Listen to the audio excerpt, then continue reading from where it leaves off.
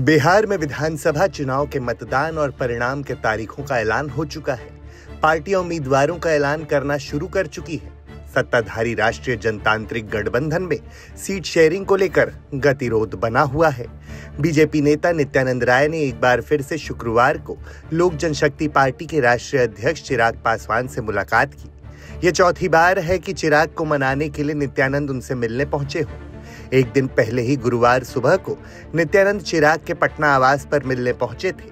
हालांकि चिराग अपने आवास पर थे नहीं।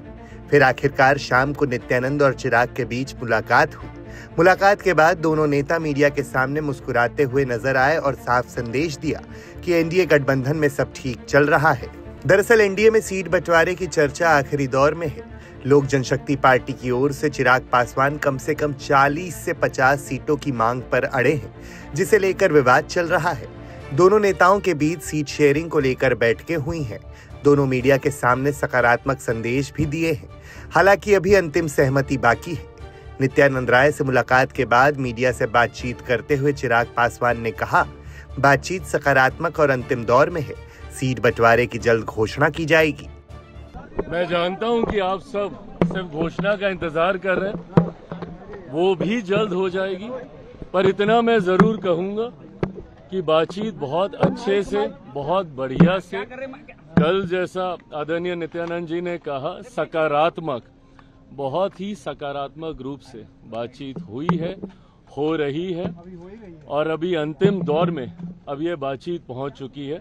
मुझे लगता है जिस घोषणा का इंतजार आप सब कर रहे हैं कि कौन कहाँ कितनी, हम लोग हर एक माइन्यूट जितने भी डिटेलिंग्स हैं, हर चीज़ को हम लोग पहले ही डिस्कस कर लेना चाहते हैं, ताकि बाद में गठबंधन के भीतर किसी भी चीज़ को लेकर, सीटों को लेकर, प्रत्याशियों को लेकर, कहाँ पे कौन कैसे प्रचार करेगा, कैसे, हर चीज़ को विस्तार से हम लोग चर्चा करना चाहते हैं, जो कि बहुत अच्छे से हुई है, हो रही है और मुझे लगता है बहुत जल्द आप सबके सामने ख्याल रखा गया सर आपका आत्मसम्मान। प्रभु, जहाँ पे मेरे प्रधानमंत्री हैं वहाँ पे कम से कम मुझे अपने सम्मान की चिंता करने की जरूरत नहीं है।